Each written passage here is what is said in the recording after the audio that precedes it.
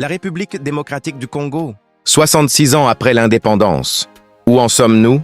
Le 30 juin 1960, notre peuple s'est levé pour entrer dans l'histoire comme une nation libre et souveraine. 66 ans plus tard, la République démocratique du Congo célèbre son indépendance. Mais au-delà des festivités, une question demeure. Qu'avons-nous fait de cet héritage? Notre pays possède des terres fertiles, des forêts immenses, des rivières puissantes et des richesses minières parmi les plus importantes du monde. Pourtant, une grande partie de notre peuple continue de vivre dans la pauvreté. Beaucoup de jeunes sont sans emploi. Des familles peinent à se nourrir, à se soigner et à offrir une éducation de qualité à leurs enfants. Pourquoi ce paradoxe? Parce qu'une nation ne se construit pas seulement avec des ressources. Elle se construit avec une vision, une gouvernance responsable et un peuple conscient de son pouvoir. Trop souvent, la politique est devenue une lutte pour conserver le pouvoir plutôt qu'un service rendu à la nation. Trop souvent, l'intérêt personnel a pris le dessus sur l'intérêt collectif. Et pendant ce temps, le peuple, véritable souverain, oublie parfois qu'il détient la force du changement. L'histoire nous enseigne pourtant qu'aucun peuple ne peut être durablement dominé lorsqu'il est éveillé, instruit et engagé. À nos gouvernants, nous disons, le pouvoir n'est pas un privilège, c'est une responsabilité.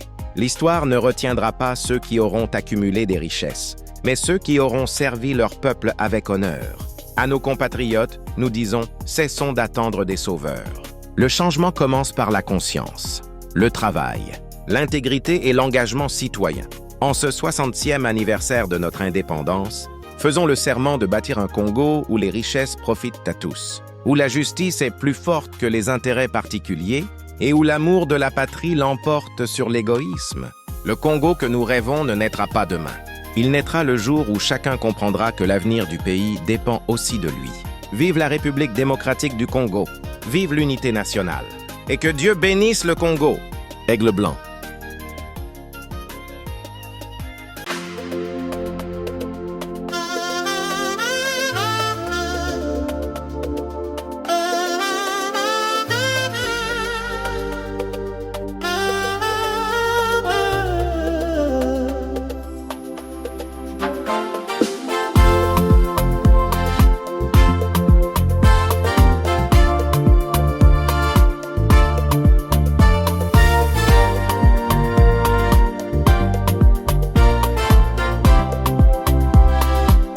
Soixante-dix ans de liberté, nous marchons encore à moitié terre riche, peuple blessé,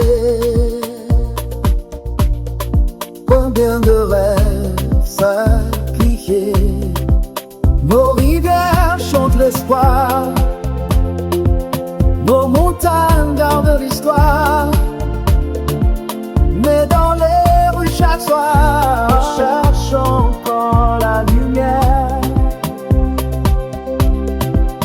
qui parlera pour le peuple, qui défendra son destin.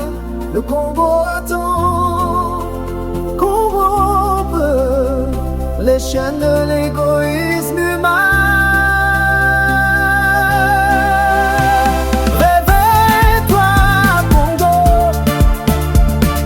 Lève-toi mon pays, nos enfants ont besoin d'un avenir construit. Réveille-toi Congo, entendons notre voix.